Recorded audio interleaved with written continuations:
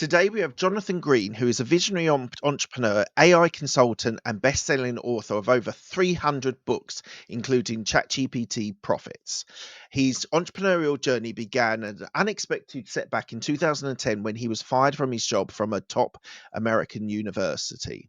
Before this turning point, Jonathan had spent 10 years in academia, culminating in a master's degree. After being let go, Jonathan quickly found success in the online world, making more money within 6 months than he had done in his former job. Today, he runs Serve No Master, an AI consultancy and training platform from a tropical island, helping entrepreneurs automate business processes, free up time, and build revenue streams.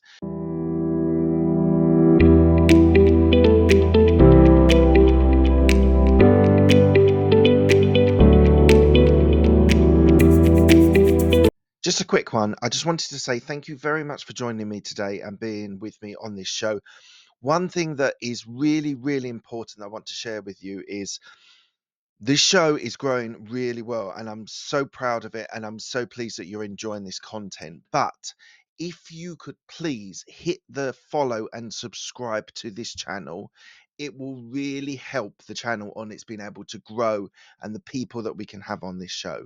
So please do consider, if you have a moment, please can you hit the subscribe button and the follow button, and I would really appreciate it. Look, thank you so much. I'm really looking forward to this conversation. There's going to be a bit more about your journey than maybe in normal episodes because it is really interesting the different areas that you've been in regarding academia and writing, ghostwriting, as well as an online business and an AI automation and AI platform as well. So there's a lot to talk about. So thank you very much for being with me today. As in all the first questions I asked to all of my guests is, For what me, does a the business business mindset mindset means mean to you? treating whatever your business is, no matter how small, even if it's just an idea, like a business. It means that you think of whatever you put in as an investment, something you want to return on.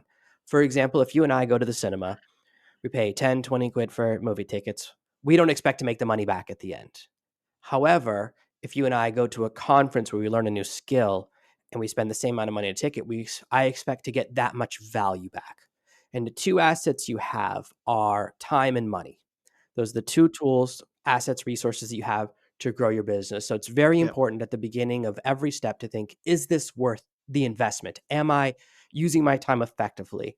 And so that's why it's very important to me that I give value, because everyone who listens or watches this video is giving an hour of their time. And so that's why over our hour together, I want to show how AI and automation can help everyone to have a 4-day weekend every week, how you can get 5 days of work done in 4 days without having to spend more time working on your business, how you can use AI and automation effectively. So it's important for someone to, anytime when I start reading a book, I want to know, well, what am I going to learn by the end? Is it worth it? The same thing we do when we watch a YouTube video. We want to know, is it will help my business? There's a very common mistake people make is beginning of a business, especially if they call it a side hustle. Side hustles almost always fail because of that terminology, which means I'm not taking it seriously. Mm, And it means I put money in and I don't expect to make money out. This yeah. is why someone might spend $10,000 launching a business, generate $1,000 and go, I just made $1,000. You lost 9,000. You didn't make money, you lost money, but you didn't count. That didn't count because that came out of the Yeah. entertainment budget. And that's the mingling of fun time in our minds. If we Mm, don't take our business seriously, if we treat it like a hobby, and there's different ways this manifests. I'm sure you've seen people who try to start a business, but they don't tell anyone. So I meet a lot of people who go, I can't get any clients. And I say, how many people have you told what you mm, do? Nobody. I can't tell anyone I do it until I have clients. You've created a catch 22. If I don't tell you what I do, how are you ever going to figure it out unless you yeah. interrogate me or randomly ask me? So whether it's SEO services or social media services or ghostwriting or AI services, all the different things I've done over the past 14 years, I tell people, like, it's not, I don't have this massive, like, really brilliant business idea other than I just tell Mm, everyone. And what I find is that if you tell everyone, someone will then go, oh, you know what? Jonathan is the only one I know who does that. Or it's top of mind.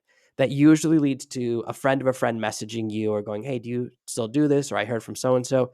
That's how you can generate leads to start any business. And also, we don't want to tell people because we're afraid of failing and then everyone judging us, but also it creates a motivation.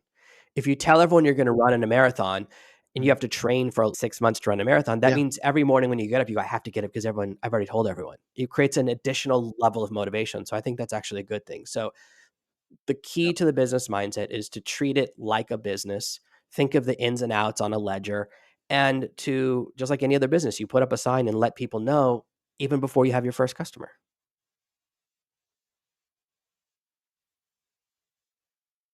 That's amazing. It's a very detailed answer, and I really appreciate that because the idea, I always think telling people gives you an element of accountability as well, because people will say to you, how's the marathon running going?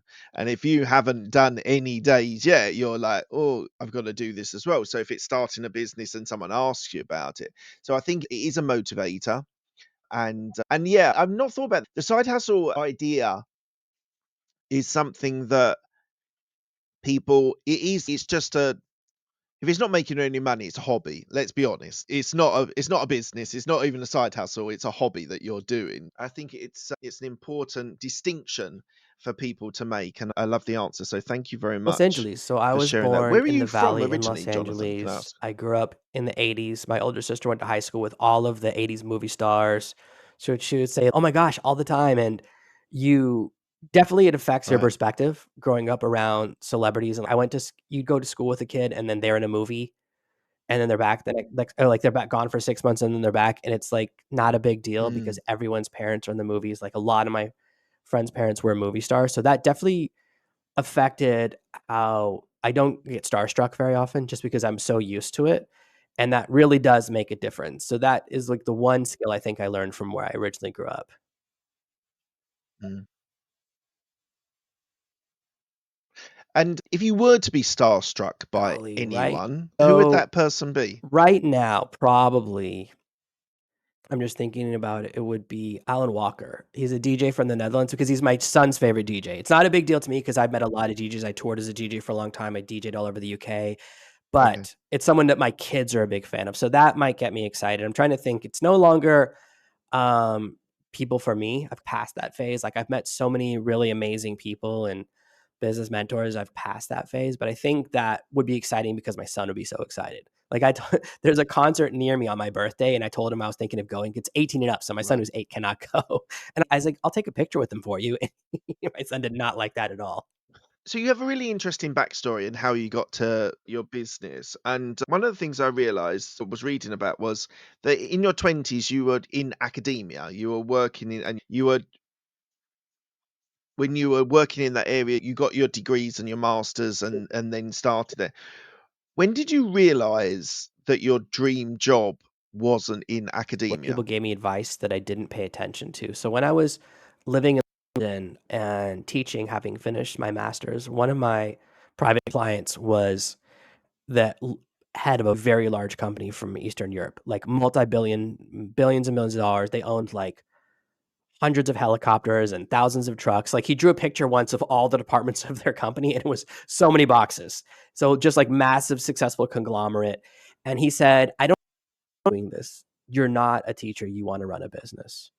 And I was like, "Oh, no, I love doing this." And so I didn't listen. And then the next phase for me was I've always run small businesses on the side. I just never took them seriously. I never really thought of myself as an entrepreneur because you think of the way to become an inventor is your parents are inventors. That's how I see it. You're only an entrepreneur if your parents are entrepreneurs. It seems like that's how you get into that field. So I never really saw myself that way. But I was doing things as young as 14, where I'd buy a pizza for $10 and sell it for $2 a slice and make a $6 profit. So I was dabbling in stuff as young as maybe 12 years old. I just didn't see it that way.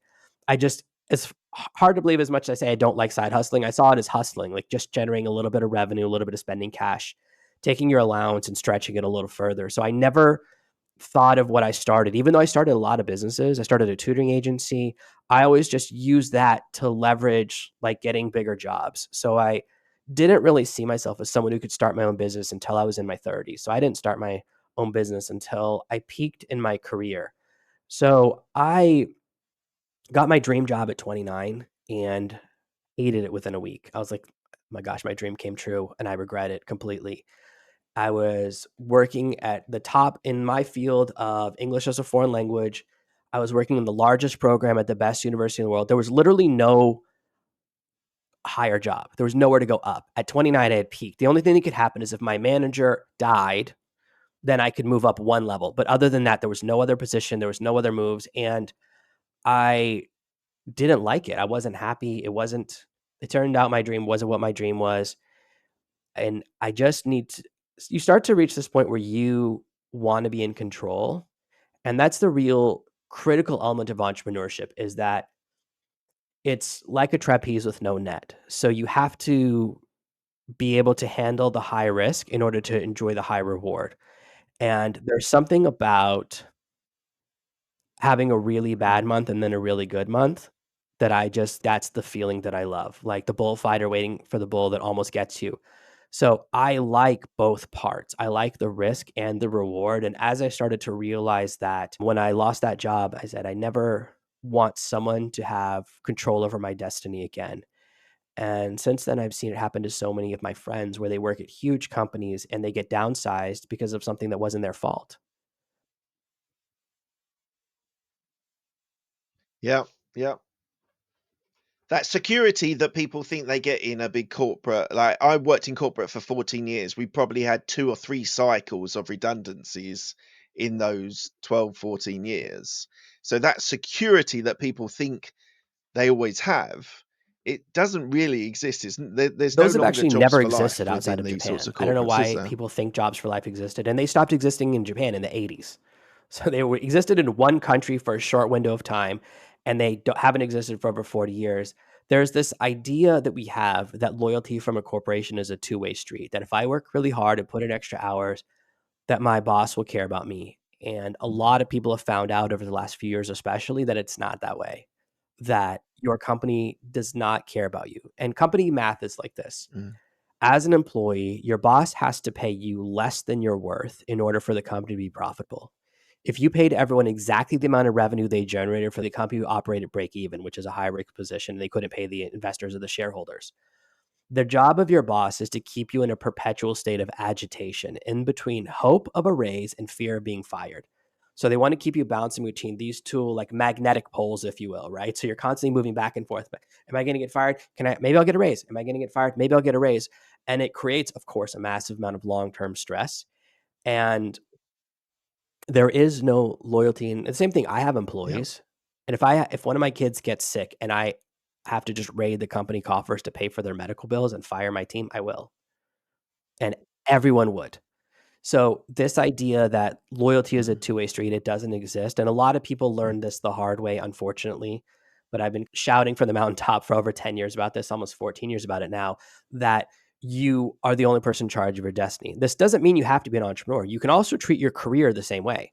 So the reason I got so high in my career is that I jumped between different universities when other people yeah. were like, you just wait for your boss to give you a raise. And I was like, no, I'll just jump. I'll just use my skills to create an awesome resume, create an awesome presentation, go do a job interview and jump to another university. That's how you can move up, is by jumping between things. If you treat your career like entrepreneurship, because no one else is going to, nobody else cares about you. Like, and that's a harsh lesson to learn, but the earlier you learn it, like the more successful you'll be. Yeah.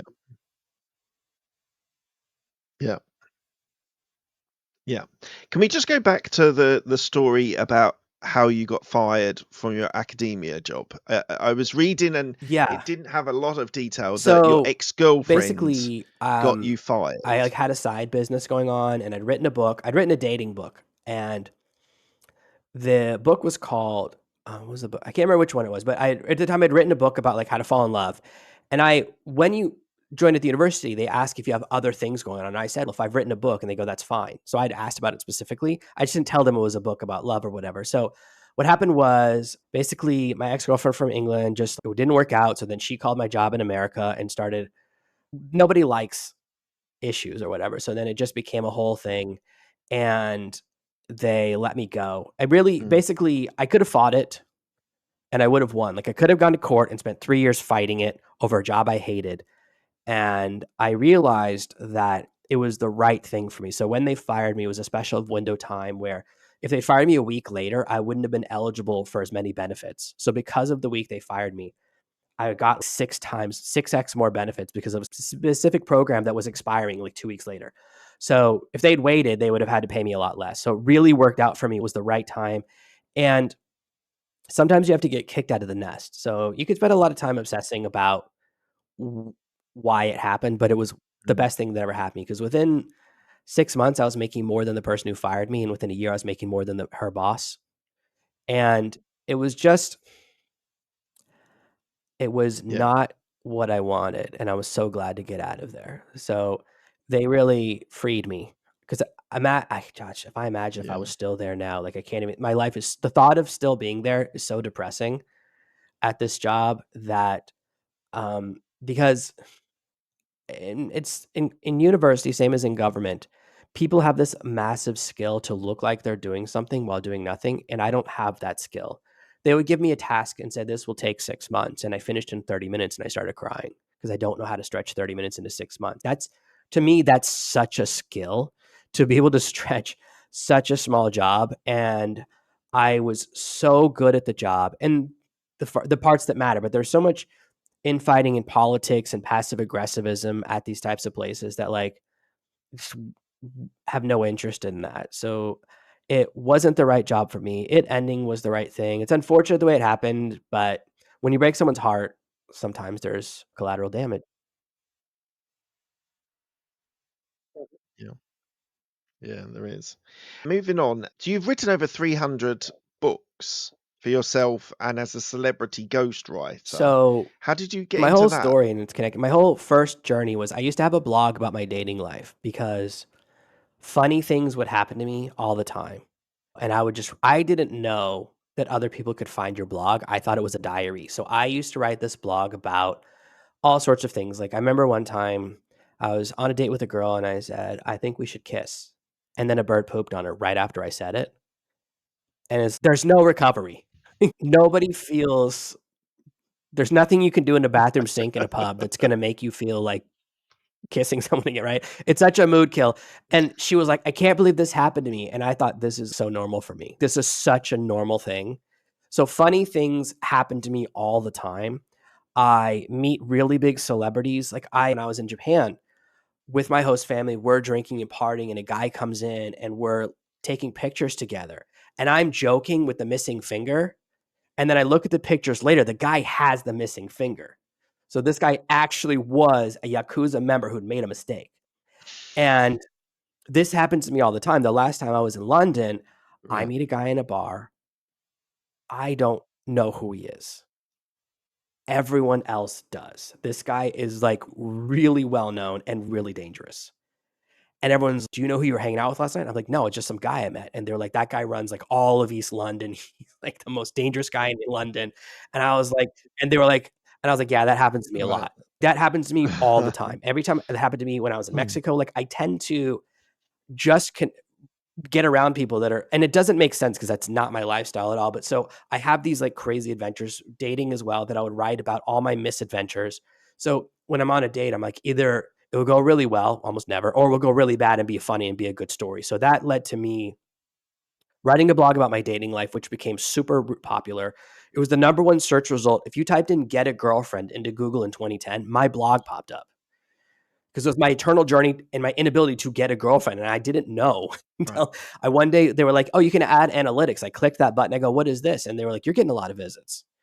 And I got a phone call from someone who said, "We love your blog. Would you write a book for women since you've written a lot about dating perspective for men?" And I go, "Sure." So I ended up writing this book called Girl Gets Ring. And this introduced me to the world of direct response. So I didn't know this existed. The book was $67, sold from a website, and they pay me a small royalty for every sale. And that royalty ended up being over $100,000 in the next couple of years. So that it was a lot of, oh my gosh, that was a lot. I was like, "You can make this." I wrote the book in 1 week. It took me 35 hours. So including the rewrites. And I was like, "Oh my goodness, this is unbelievable." Right.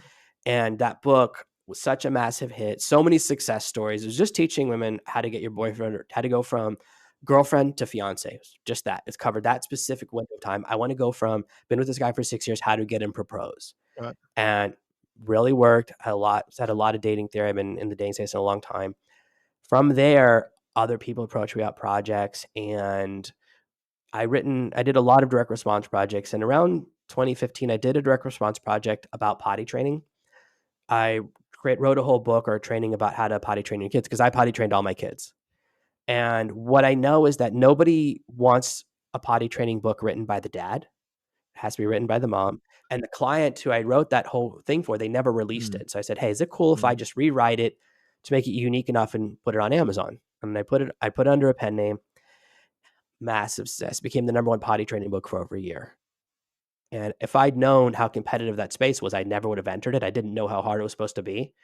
And from there, I began putting other books on Amazon, and mm. people would find me or find me through referrals a lot. So a lot of it came from that. So I had a reputation that just leads me. I still get enough requests. I do 3 ghostwriting jobs a year now, and it's all inbound. People ask me, "Do you still do ghostwriting?" or "What do you think of this project?" So I just take a couple of projects a year that are interesting to me, but it is the reason that people hire me is that I'm fast. One time someone Oh, sure.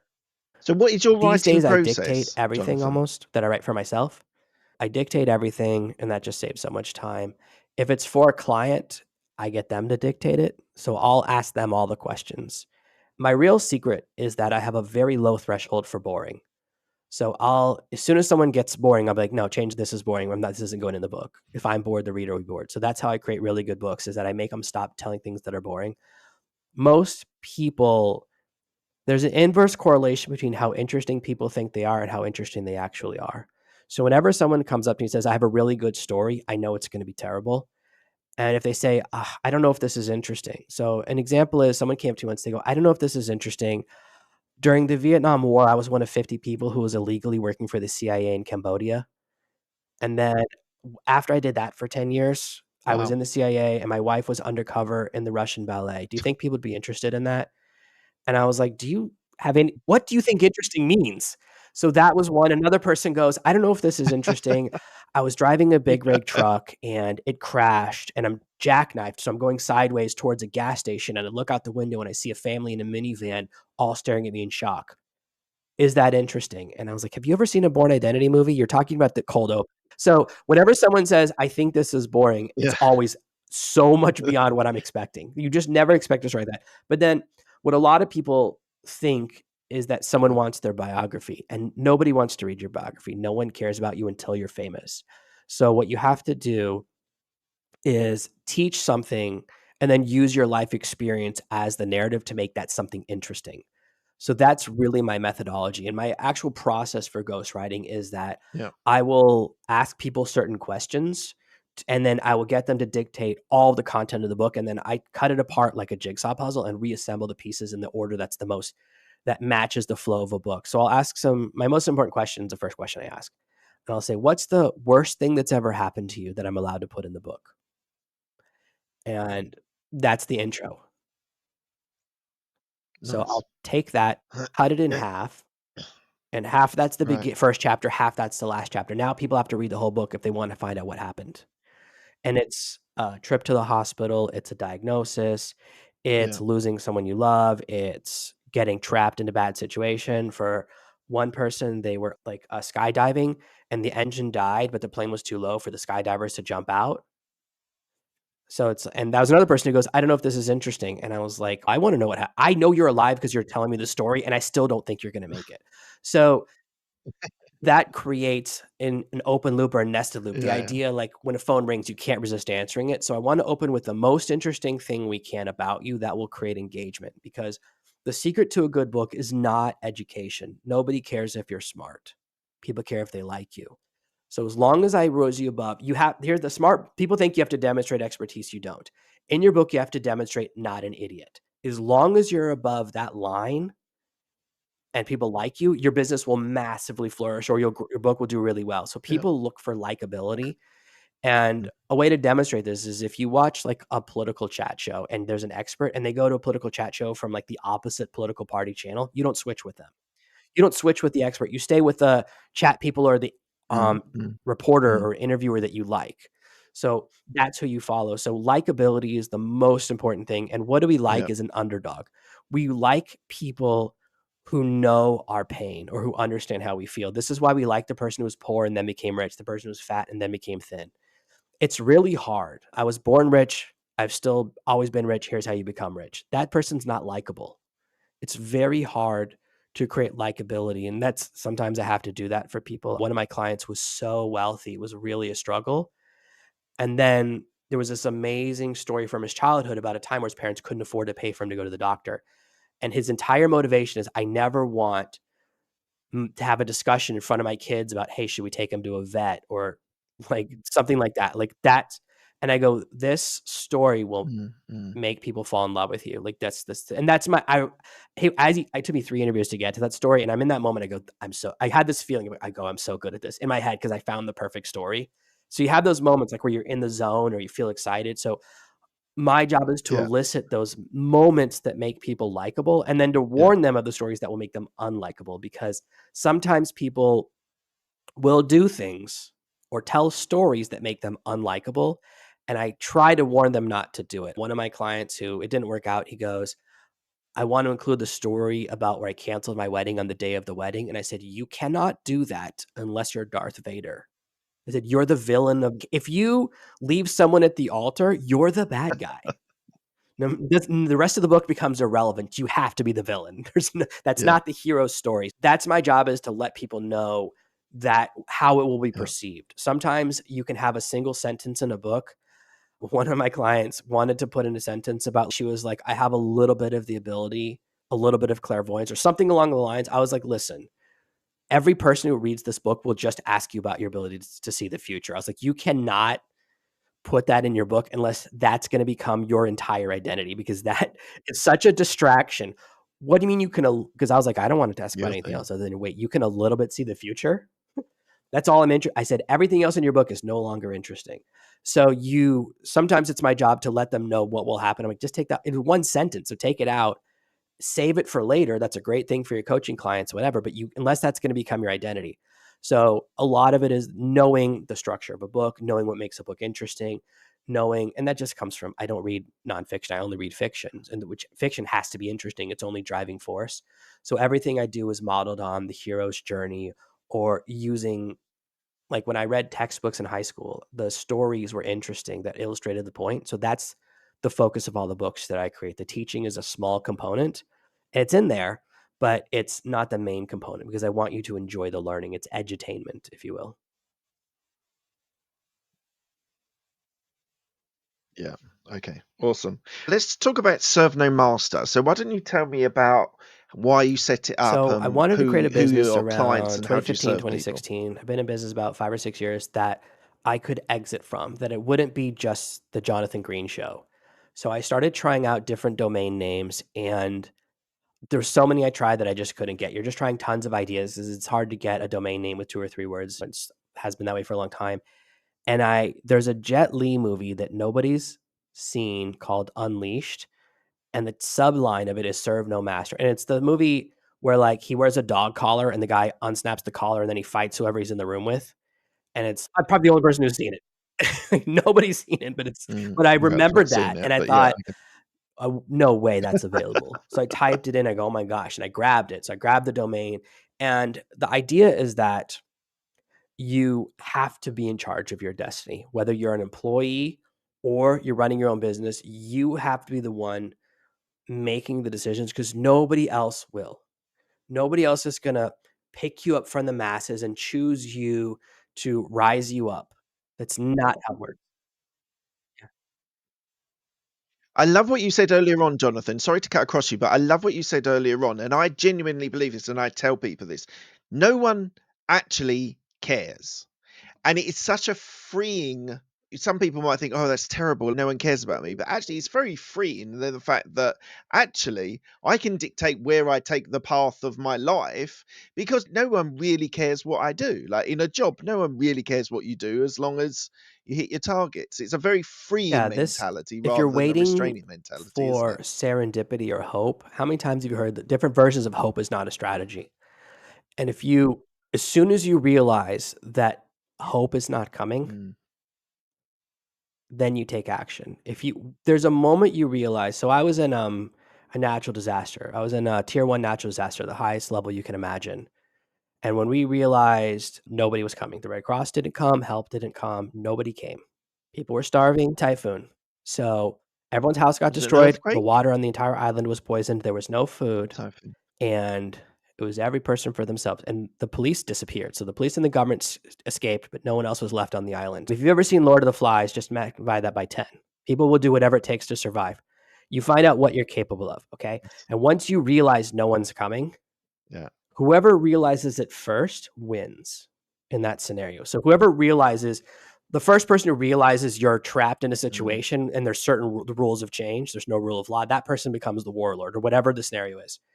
So that realization that nobody else is coming, nobody else mm, cares about you, no one else is going to save you, no one else is going to come find you, then you suddenly realize what you're capable of, and it's 10 times more than you imagined. You're capable of starting your own business. You're capable of doing whatever it takes, because we often hold ourselves back and we go, oh, I could never start my own business. What if your kid was dying? Okay. What if someone kidnapped your wife and you have to start a business in the next 7 days or you never see her again? Suddenly you find out you're capable of so much more. As soon as you remove these restrictions, these limitations you put on your head, it turns out you're capable of so much more. How often have you heard people like, oh, I don't want to do sales calls? Yeah, okay. Well, what if it's the only way to feed your kids? Suddenly sales calls don't seem that bad. So things are only difficult when we use yeah. a small scale. So everyone gets upset by like someone calling them a bad name online. I get tons of bad comments online, right? Okay, let's imagine like that's the worst thing that can happen to you, a negative review. Your house is on fire right now. How much do you care about those negative reviews? Suddenly they don't matter. So the scale of what matters, because I've been through like the worst situation you can ever imagine. So when I got to the hospital, I had 12 hours to live. All my kids had less than 36 hours to live. Okay, so that was how bad it was. You can tell me, "Oh, you owe us $1,000,000." I'm like, I'm not gonna react emotionally. I'm like, on the scale of things, my scale is so different than everyone else's that nothing really bothers. Like, I don't get involved emotionally. It just doesn't matter to me because of that scale. And so that's the difference, is that once you've been through these bigger things, it resets who you are. So realizing that nobody is gonna save you, promote you. Who gets promoted? The person who draws attention to themselves, the person who steals credit or takes these other actions, right? Well, then do that. It's all the time you hear people say, and I come from the dating space, so I always remember it's, oh, this girl says she only dates bad boys. Okay, then be a bad boy. She already told you what she likes, right? They only hire people who brown nose. Well, then be a brown noser. You just told me who they Yeah. hire. You already told me the answer to your own question in your complaint. You already know what works, then do what Mm, works, mm, right? mm. That's all there is to it. It's that you just don't want to. And you just have to create that motivation and figure out what will drive you to achieve the goal that you want. I have two arms So of the who are your business. I have the clients? B2C part where I teach people. I have a lot of training courses. I teach entrepreneurs and people at the beginning of their journey how to use AI to optimize their business, how to do AI as a service, like to help other people. And then I also do that myself. So I have large companies, 50 to 250 employees, where they want artificial intelligence, but they don't know what that means. So I come in and really do a non-technical. My whole process is non-technical. I say, why don't you write a list down of everything you wish AI could solve?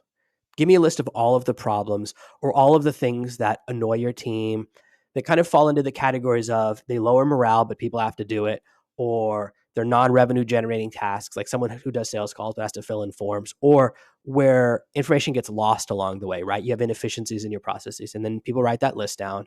And then I say, here's the things AI can fix, here's the things AI can't fix. And I help them to see which tools are the right tools for their situation to solve their problem, which tools are the wrong tools to avoid. And then I build some of the systems depending upon what the actual problem is. Because sometimes what they want is so specific, right? They use a very specific system for recording their calls, and then they have their own system for their CRM. So I just create the connection between those two things. So that's the only thing that I build, is those little connections. Most of what people want, they think it's artificial intelligence, but actually what they want is automation. Most of the time, I want to move data from one place to another place. And Automation. that's the same thing for me. That's the main thing I need in my business constantly, is keeping track of which podcasts have you been on? Did you create short Mm. clips for it? Did those get posted? That's moving data around. That's not an AI thing, that's an automation thing. So it's just that. So when I saw that you're as an AI consultant, you were doing this before ChatGPT really came into existence. What was the driving force for you to make that choice that you wanted to build your business around AI before AI We've been was around really a automation for a long popular time. trend as it is now? So I had, and it goes back to this story. Right. It's my least favorite story to tell, but during the typhoon, we had no internet, we had no power, nothing. I had set up a bunch of automation. So emails were still going out to my following. And we get to the hospital, finally get signal, and I get a message from someone who's, hey, you made a bunch of sales this week. Where do you want me to wire the money? And it was the exact amount we needed to pay the hospital bill. So that's why I care so much about automation. It's that Right. a real business, you need components that will run if you get sick, if you get tired, if you can't go online, and that's where automations come in. So I really like automations. I really Mm. like that particular type of puzzle. So AI is just an evolution of that. So I've been teaching people how to build online businesses, create courses, and do automations for a long time. AI is just the next evolution, and AI isn't really AI. Like when you think of AI, if you were my age, I'm in my 40s. When I was a kid in the 1980s and 90s, AI meant sentient robot, sentient computer. It doesn't seem to mean that anymore. Now it means smart word processor, right? Like smart email. Yes.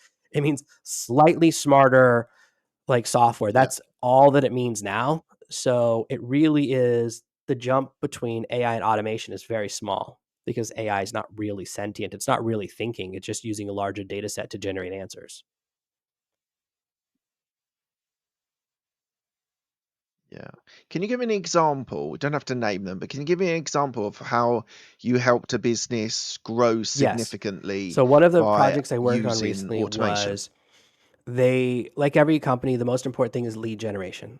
So they had a process where they would manually research competitors in parallel industries. So for example, let's say you sell like steering wheel covers and another company sells seatbelt covers. You can look at all of that other company's customer database and go, if they bought a seatbelt cover, they might buy a steering wheel cover, right? That kind of parallel. So they had a process that would take them a really long time. And like it would take maybe 4 to 6 days for one person to generate a small number of leads by reverse engineering. Because if every company has like testimonials on their homepage and they have reviews on LinkedIn, all these different things, we post them everywhere. A lot of times those are images. So if you look at the code for the website, you can't pull the data out. You can't pull out the name or you can't find the testimonials or their video testimonials. So I built an AI machine that will visit the website, read all the data using its eyes, pull out all the really good leads, then find their contact information and like generate basically a spreadsheet of these are people, here's what they said about a different company that's in a different space. Here's what they, and here's like their LinkedIn information, here's their email address. And it takes 3 minutes to generate a report. I built this and a couple of different things like that. And then they immediately generated, I think, $120,000 the first hour of using it. So really big win. Another version is, let's say you want to reverse engineer someone's like public appearances. So I built a ton of different podcast bots to use for my own show, but an example I built for one of my clients was this will find all the shows that someone else has been on and then find the host of those shows and that host's contact information. Oh, this person's like me. These shows have all had someone like me on. I would be a good fit for these shows. So it lets you do a different approach to finding shows because a lot of people are Mm. passive. Hosts are passive too about finding guests, right?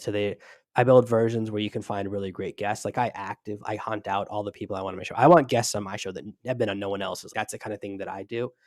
So those are the types of machines I built. I've also built one for a client where they use the zero in emails into 4 categories so that you have like basically every email we get is either spam. I don't need to read it, but I need it just in case I need to look it up someday. Then there's like notifications and examples like, oh, you have a bill coming up this week. So you don't want to delete those. And then above that is emails you need to read, but you don't need to reply to. And then emails you actually need to reply to, which is the smallest number. So if you get 1,000 emails a day, maybe the top category is 10 or 20 emails. So suddenly your inbox goes from intimidating. So what I built Yeah. is something, for this particular client goes, I want my phone and my computer to be synced. That means I have to set up the email sorting, not at the computer level or like when you log in, but it has to happen at the server level. So I built my own server that connects to their email server via IMAP, and it will takes the emails that come in, uses an algorithm, sends it to the AI, and says, take each of these emails and put it into one of these 4 categories. An example is if an email has an unsubscribe link, that means it's a newsletter email, right? And that's the law; Right. it has to have it. So that means it's going to go in the bottom category. If an Mm. email is, and it can be very smart because it's categorizing. You're just doing 4 categories. The less categories you do, the more likely it is to get them right. And all 4 are still in the inbox, but I'll check inbox. I'll check the top folder first, then the second folder. And if I need to keep going, I'll go to the rest. And if something's in the wrong Yeah. folder and you move it up, then the AI needs to learn, oh, this was a mistake. Next time I iterate better. So building in that iteration. So that's something Yeah. that I built for a client. And then of course once I build something for one person, I can reuse or build the same thing for another person. Oh, I can't code at all. So are you self-taught coder, or have you? So how are Yeah, you I just building build. these So things without being a what I coder? do is I can envision a problem as a series of steps. So whatever you say your problem is, what I do is I break it down into the component pieces. That's my superpower. Is I can go, oh, you'll say a problem. I go, these are the 7 steps to solving it. And then I'll say, if I do A, B, C, D, or 1, 2, 3, 4, 7, is that the problem? They go, yes. So first I have them confirm that I've broken it down to the correct component steps. And then I look at each step. So then I look at each part. So the first part is, okay, I have to set up a server. So I'll watch a YouTube video, set up the server. That's what I did. And then I look for different solutions to the problem. So for this specific problem, you're basically using a version of Zapier, right? If this, then that. When an email comes in, this happens. But you can't use Zapier because they charge you per email. You're going to be paying $1 million. You can't do that. So I know I have to use something where I'm not paying cost per action. So I have to use a tool Right. called N8N. I'm probably pronouncing it wrong, but that's the domain. That is a Zapier. It's like a free version of Zapier you run on your own server. So I'm paying $9 a month for it on my own server. And if it goes over that, I just can expand the server because it's on DigitalOcean. Once I set up that, then I'm just setting up a Zapier, which the first step is connect to the email address, right? And you just follow the steps to connect to IMAP. So just like you would set up your Outlook or Mm. whatever email client you use, that's there. Then the second step is you send it to an Mm. AI. And so that part I'm very good. I'm very good at writing prompts and very good at creating these structures. And basically you're saying, like I explained to you, sort to these 4 categories. These are some of my ideas. And I go through an iterative process where I'll actually work with another AI and say, this is what I'm trying to accomplish. These are my initial ideas. What do you see any holes in this or how can we improve this? So that part is there. And then the other part is just sending the information back to the thing. So it's really, if you can set up a Zapier, that's most of what I do. And I use different tools. Even when I'm using an AI focused tool, it's always a multi-step process because what clients don't want is to learn how to prompt. They don't want to learn the prompt engineering methodology. They want to push a button.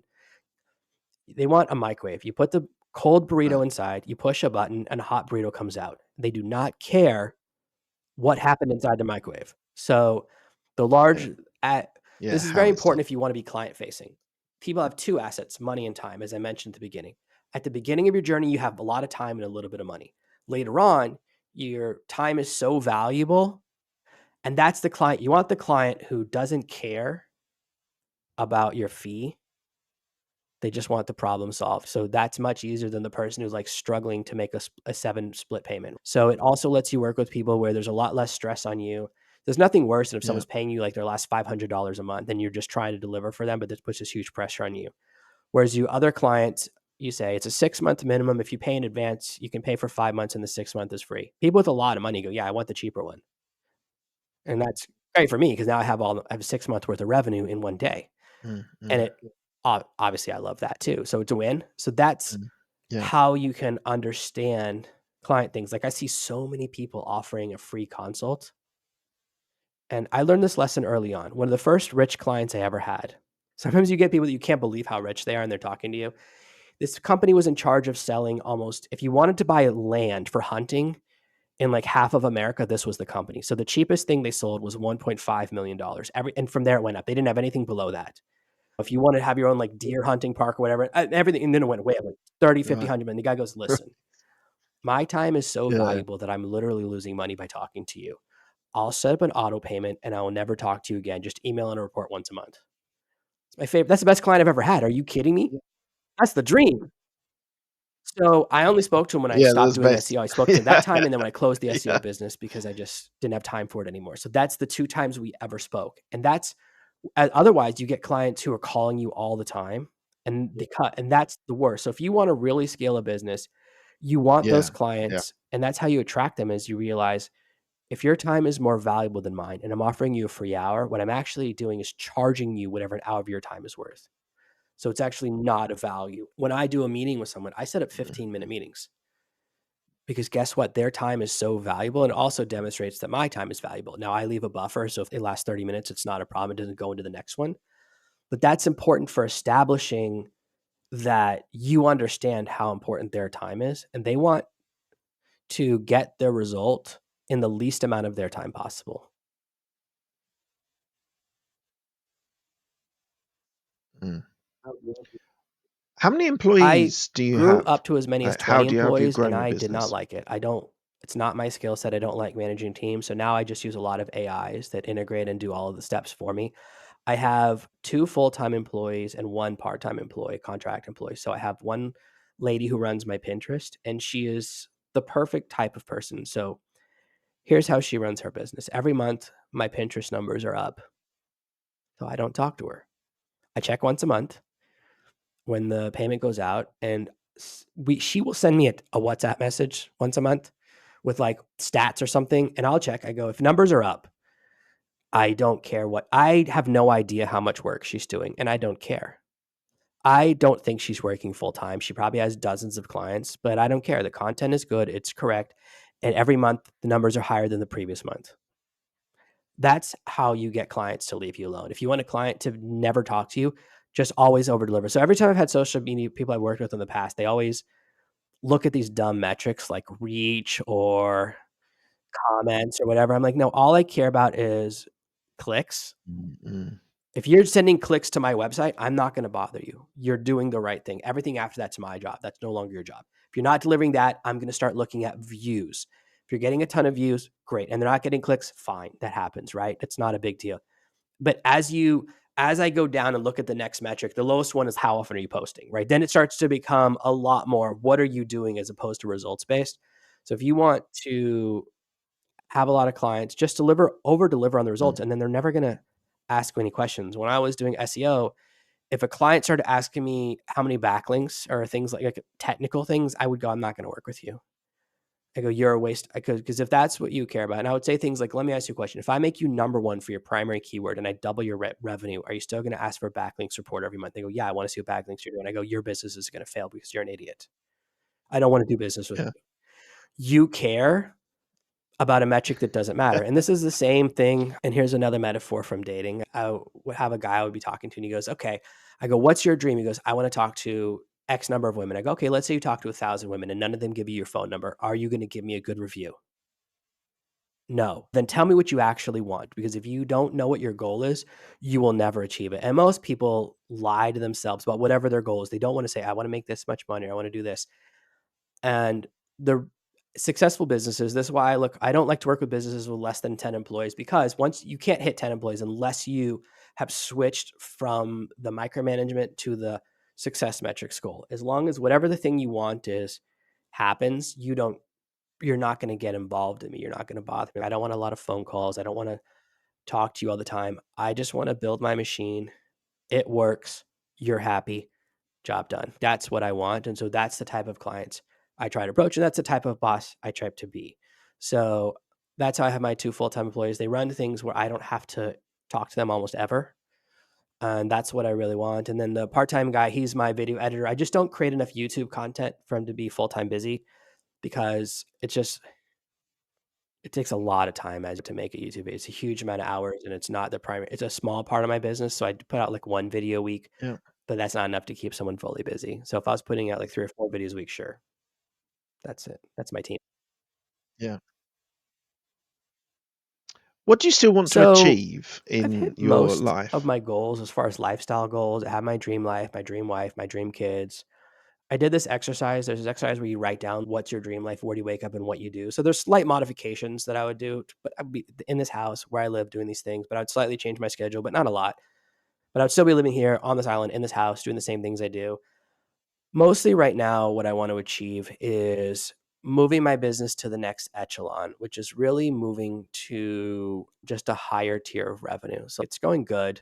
I'm like, what if I 10x it again? Where I go to, where I'm just making huge numbers, where there's never any financial pressure ever again. If there's whatever it is, we're always like so far ahead. That's where I really want to get to again. So that's really where the business is moving, is that, and that's why I'm moving from the entrepreneur space into the established space, right? Instead of early stage founders, it's like people that have crossed a success barrier, because there's mostly what I do is accelerate. So if you're a business making $50,000 a year and I improve it 10%, $5,000 a year in revenue, and then I can ask for a taste of that. If you're doing $50 million a year and I boosted 5%, now it's worth a lot more. There's a lot more revenue for me. So that's why I like to accelerate slightly larger businesses. Yeah. And that's really the transition that I'm going through right now. And it's really exciting for me. I love doing it. Awesome. And so you Yeah. live on a tiny So, Pacific island. Now, that must be the dream for a lot of people yeah, to a lot of have that part people of say they want to your do it and then they lifestyle. never look at what does a flight cost? What does it cost to go somewhere? And it's usually less than you think. There are so many Mm, countries that have digital nomad visas. They have visas specifically for online workers, and all over the Caribbean, there's a bunch of them. I think Estonia has one. There's some cool Eastern European countries that have them. There's one for Bali. There's always different countries that are trying to bring in people. Vanuatu, and then people don't realize what the cost of living is in other countries and how it changes your tax obligations and all sorts of benefits. So there's so many. There's probably 20 yeah, tropical islands that are specifically trying to attract foreign people, and sure, some of them are looking for investors. We have to spend like $250,000, $500,000. Obviously, that's a different category, but there's a lot of them that just want, if you work online. So all my money, here's how my business works. I make all my money online and then I spend it here locally. So I only move money in one direction. That's very beneficial for where I live. So a lot of people, a lot of countries want to attract that, mm, where mm, you aren't taking any money out of the economy. If you open a store, you're not increasing the size of the economy. You're just becoming another component or node in the economy. But if you're actually yeah, bringing money from external to yeah. that economy, you're a net benefit always. So there's a lot of cool opportunities, and it's usually just like an internet search away to find there's so many Yeah. amazing opportunities. And the cost of living is pretty much almost all the tropical islands. The cost of living is lower than wherever you are right now, almost always. What a life. Wonderful. Thank you, Jonathan. Look, we're coming to the end of the interview. I asked the same 6 questions to all of my guests. So, quick fire questions. They don't need a quick fire answer. The first question is, what's the best decision that you've made? So in my entire life, the best decision I made, I would say, is my wife. We're complete opposites. My wife is not book learned. She doesn't come from rich family. She comes from like TV commercial poor, wild animal attack poor. But she has a savviness that I lack. For example, when we were in a natural disaster, it's not about money anymore. She saved our family. She has this killer instinct that I lack, if you will. I've never killed an animal. Like I don't have that in me. Just it's not how I grew up. Like you don't grow up killing a pig or killing a Mm, snake and then eating it. mm, So she has this, and listen, there's anyone who's married knows there's yeah. plenty of downsides and a lot of challenges to it, but a lot of people go, "You're smart," and all these things. I go, "Am I the smart one?" I work full time. She doesn't work at all. We make the same amount of money. She's a genius. Like, are you kidding me? Like, you don't. She like my wife's life is awesome. She goes to the gym, hangs out by the beach, hangs out with the kids. Everything she does is awesome, and I'm here like sitting in the computer with you, which is fine. But I'm at work. She's not right. Like, right now, she's probably watching a movie with the kids. So that Finding Yeah. someone who supports your kind of dreams and then has a very disparate skill set. Like I never know what she's going to say. So there's a pros and cons to that. Of course, like it's always a surprise. Why would you want to marry someone that's exactly like you? So there's definitely some ups and downs Right. and plenty of downs. But when it goes bad, and I used to say this before we had that incident, I go, if the power ever goes out, my wife's in charge, we switch roles. Power went out, we switched roles. I was right. She is the only one. If I wasn't with her at that time, I would not have made. I would be dead. So I think that's the best decision I've ever made. Amazing. What's the best piece of advice you've been given? The best piece of advice is that you can't trust anyone outside your family. Here's a big secret: everybody hates you. And it's hard to hear that, but how many times have you had a friend who is successful and a part of you is like, wish it was me, right? We all want to lie and pretend it doesn't happen. Okay. One of my closest friends keeps closing crazy huge deals. Like I'll have like a tough month and he's had a rough day. I barely made 50 grand today. And I'm like, okay. And so it's in all of us. But once you realize that only your family is on this journey with you and wants you to succeed and is in alignment with you, it will help you to make better decisions. Just like letting go of the idea that your boss is looking out for you, your coworkers looking out for you. Once you start to realize that most people want bad things to happen to most other people. Like we want to pretend that's not the way the world is, but we mostly, what do we watch on the news? Bad things happen to other people. What do we really want to see about a celebrity? We want to see something bad happen to them. Sure. Go ahead. Can I just challenge you, Jonathan? I'm sorry, and no, it's an interesting point because I subscribe to your thought process that no one really cares about you, and that's quite a freeing mentality. But I don't believe that everyone wants Sure. bad things to happen to you. The reason why I don't watch the news 3 or 4 times a day and we hear terrible things happening in this country and that country and at home and abroad and stuff is because I don't want that amount of negativity in my life. I am part of communities, I'm part of groups, and some are better than others. Some are not networking, some are networking. And there are some people in different communities. One that I'm thinking of primarily called Boss Academy. There's a pretty good bunch of people that want you to win. I agree with you to the point. When the chips are down and there's no one else, and you have to rely on your close family and your close friends to really have your corner. I agree with, but I think it's a step too far to Well, say everyone wants this bad is things why I to live on a happen small to you. island where there's not a lot of people around me, okay? Because it's possible that I've over calibrated towards negativity, but I always think it's better to expect bad things to happen to you and be surprised when something pleasant happens than to think everything's going to be good and then you're not ready for when something bad happens. So I'm probably over calibrating, not everyone, maybe it's almost everyone or the masses in general. But the idea is that once if you expect everyone to hate you and they're just neutral, then you end up with a better result.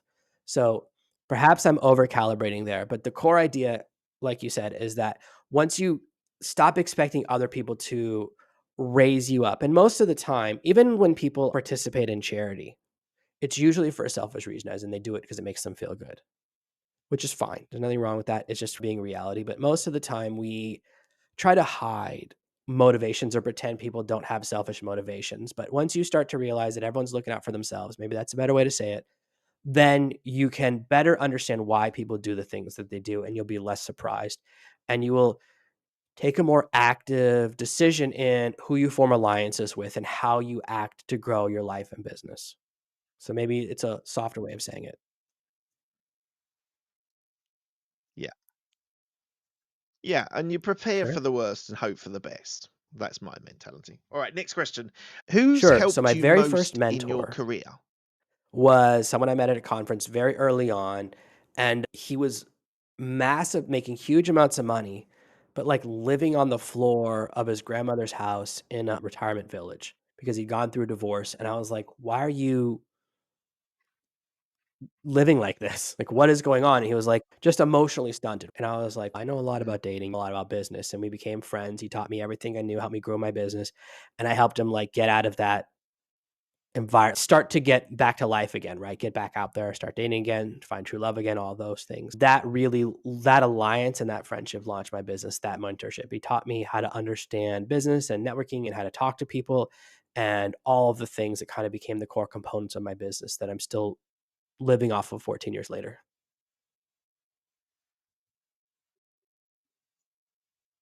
Amazing. Tell me about a I don't regret want to you get too have. specific, but a friend of mine came to me with a piece of software and goes, "Do you want to be the first person to use this? This is a new thing we're launching." I said it was a stupid idea and I'm not interested. And that company does about $100 million a year in profit. So, yeah, I'm not always right. We can all get things wrong. No, Is Matt, it still a there's like stupid probably service 50 product? companies that are now copying it now. It's a massive success and it's not slowing down. No, he was right. I was wrong. Right. Okay. Hey, kids, easy. What are you most proud of? So, there's two ways. I have 5 kids. The oldest is 11. The How youngest old are is they? turning 4 in a few weeks. So we want to achieve immortality. So I've done it in a couple ways. I've written books that will last for a while, hopefully. Enough people have read them that kind of my legacy will last for a little while. I've changed. You get those things, your book changed my life, and that's cool. But the next level beyond that is that your kids are the next evolution of you. And so their accomplishments are very exciting for me. That's really most of my life is built around being a dad. That's the centerpiece. I don't really do cool stuff anymore. I don't travel very often. I don't go out. I don't have do the and so I guess in some ways it's boring, but it's what I want to be doing. Like most of the time, my son is like behind me. He's gotten into playing computer stuff recently. That's the AI computer, but he'll use it to play like Fortnite or Minecraft. He started playing around the computer, and I think it's cool that he's a little bit interested in the stuff that I do. Like sometimes we'll generate an AI image together and put that into a game. So those are the things that really matter. So it all my philosophy is all connected, as in the family is the most important thing. And so that's what I put most of my time and energy into. That's the thing that matters to me the most. What is your why? Why do you So do what you do? most, you know, it's like a couple of ways of answering it. So long term, the reason I like teach entrepreneurship is because believe it's the path to freedom. As far as artificial intelligence, why that's what I teach now is that most of the people who teach artificial intelligence they don't know what they're talking about. They're just the stuff they teach is so inferior or so ineffective or so distractiony. It's all about hype. Like most of the content out there is like how to make AI videos. Well, guess what? AI videos is worth zero. It will generate no money for any business. It will not help your business in any way. It's clever and that's it. But it's what most people want to talk about, most people are interested in. And the reason I wrote my book about AI, I read all the top books on AI and I go, these books don't work. These books have fundamental flaws in their programming methodology and they're going to destroy people. So when I started creating products, one of the reasons I create products, I have this core philosophy is that it has to work. A lot of people don't feel that way. And I knew someone. So when I was in the dating coaching space, coaching men and women, doing all that stuff, helping people find love, I knew other people who were in the space who shouldn't have been, who didn't know what they were talking about. And there's a story about a guy who was teaching someone else and Donnie was talking. So the guy didn't get results. And then the guy went to a gym and he killed a bunch of people. And I hate that coach from the core of my being because he sold a product that didn't work. And because of him, 6 people died. And I think about that every day because you think Mm. about your business. And a lot of people do this. There's a lot of people that are very big that sell products that don't work or they're missing a core component and they think it's just a couple $1,000s and then they destroy someone's life and that leads to domino effects. So my core centerpiece of my being is that I only teach systems that work. I don't overpromise. My sales pages aren't as hypey as other people's. I don't say things like, this can make you $75 million, which would outsell. The bigger you promises, the more units you sell, sure. Mm, mm, But mm. my core philosophy, and this is the centerpiece of everything I do, is that you have to do things that work. Sure, there are people who buy my programs and then they don't go through them, right? So then it is like that's not my fault. If you go through it, it works. That's the most important thing to me. So as a course creator, as a product creator, as an author, that's always been the centerpiece, that whatever I put together, it works. And that's like my driving force. And then my driving force of artificial intelligence is really, there's so much bad information and so much misuse and so much dumbness, and that like people will go through someone else's program. It doesn't work. They go, oh, I guess AI doesn't work. Then they go back to work and then they see, hey, everyone who's not good at AI is fired. Mm, That person loses their job. They go and look for a job, and every job says 3 years of ChatGPT mm, experience mm, mandatory. So now they're ejected from the job force. That person's life is destroyed by yeah. someone else's book. So that's why I wrote my book. That's my driving Mm, force. So it's the same thing from all of my careers that I create when I see that the other information out there is inaccurate or that it's not really helpful. Most AI products are simply ChatGPT wrappers. So instead of paying $20 a month for ChatGPT, you pay 60 for a tool that just uses ChatGPT plus someone else's prompt hidden inside it. That's not really what I want to yeah. do. I could build a bunch of those, Yeah. sure, and build a cool business, whatever. It's not what I want to do. That doesn't interest me. It's not the future of my business, and it's a short-term plan. So I really am driven. My why is I want people to have a path to financial freedom that actually works, like a system that works. And I want them to have the ability to succeed and use artificial intelligence to spend more time with their families and less time at their job. And that system has to work. So that's like my core thing, is it just has to work. Thank you, Jonathan. And lastly, where can people find you if they want to reach out to So you? the best place to find me, where I'm most active, is on LinkedIn, but you can also find my website. Everything is Serve No Master. Every social platform, if you Google Serve No Master, the first 100 results are all me. So you're always going to find me. But servenomaster.com is a centerpiece of my business. Serve No Master is my book. Serve No Master is my social media name. Find me everywhere. That's the easiest way. Brilliant. Thank you, Jonathan. Thank you so much for your time. It's been an absolute pleasure speaking to you. It's been fascinating hearing the different stories that you've had in your background and your life, and how you're using AI. We could almost do another episode just on AI, so maybe we'll come back to that at a later stage. Thank you, Jonathan. Thank you so much for Thank your you so much. time. I really hope you've enjoyed that content. It's a really fascinating interview that I've done there. So please do, if you are enjoying this content, please do give it a like. Please do give a subscribe. It'd be really good to boost the subscriptions. It really makes a difference to the algorithm in YouTube. So thank you for that. If you do hit subscribe, hit the bell icon and you'll get all of the content. You'll get notified when all the content is available. Thank you so much for your time. It's really appreciated. Thanks a lot.